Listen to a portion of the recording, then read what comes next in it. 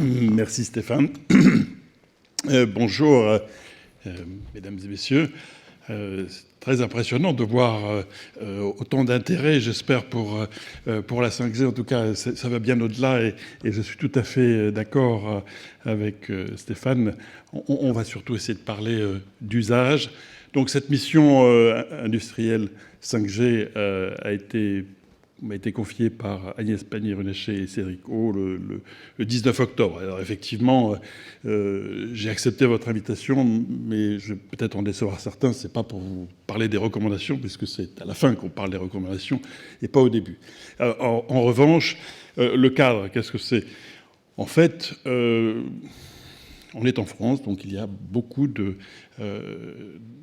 d'organisations, par exemple les comités stratégiques de filière et autres, qui étaient impliqués sur la 5G, les opérateurs, bien sûr, l'ARCEP, enfin, on a parlé de beaucoup d'intervenants.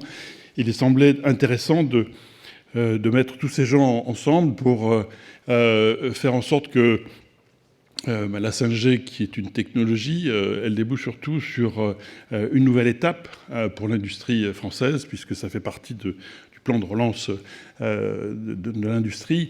Et il faut se souvenir que la 5G, de nouveau, au-delà de la technologie, c'est surtout un système nerveux pour les industries. C'est-à-dire, c'est aussi cela qui, je l'espère, en tout cas, va permettre d'aller plus loin, d'être plus performant, plus rapide, d'avoir plus d'applications, d'être plus dans la numérisation et la digitalisation de l'industrie.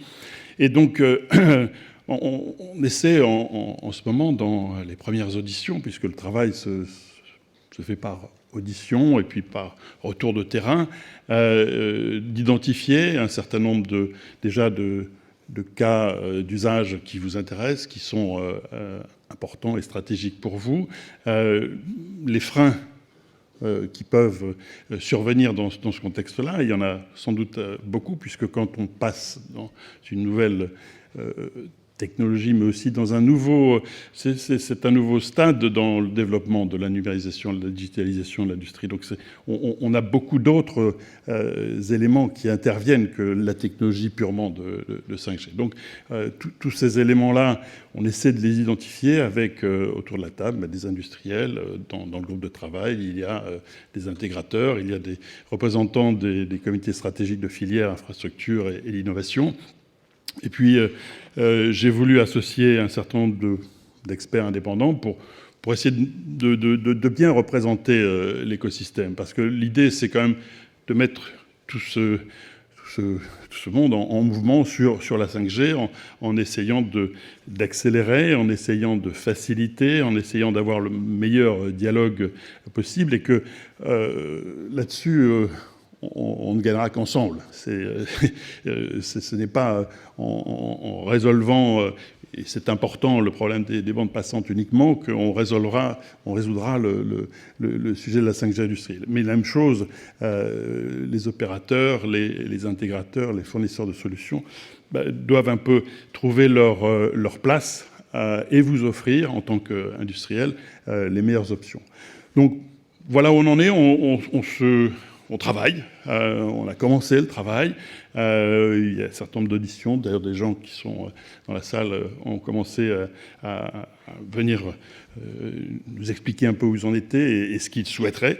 Je profite de cette tribune, et c'était réellement l'objectif de la participation à votre événement, pour vous dire que je suis bien sûr intéressé, ouvert pour retour d'expérience, par un certain nombre d'éléments que vous pourriez partager avec nous pour faciliter notre travail et puis participer aux recommandations. Parce qu'in fine, quel est le but ?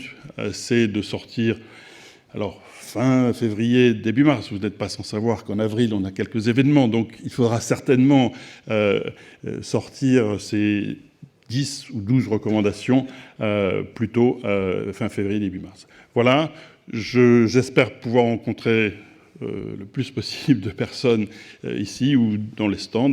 En tout cas, sachez que je suis aussi à votre écoute. Merci bien.